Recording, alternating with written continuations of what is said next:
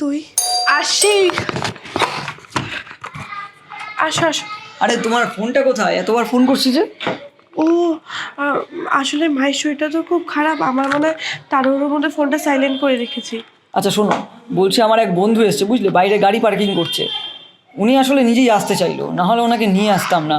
তুমি কিছু মনে করো না, ঠিক আছে? এর মধ্যে বন্ধু, আচ্ছা ঠিক আছে, তুমি ওনাকে নিয়ে আসো, আমি তোমাদের জন্য চা হ্যাঁ বানিয়ে হ্যাঁ, আনছি। যাও তুমি।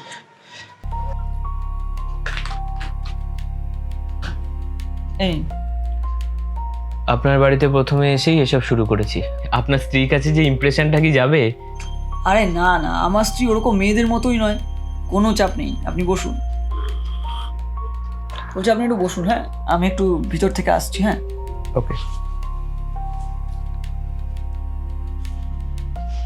নমস্কার। নমস্কার।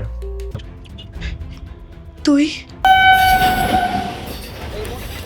আমাকে তো আসতেই হতো।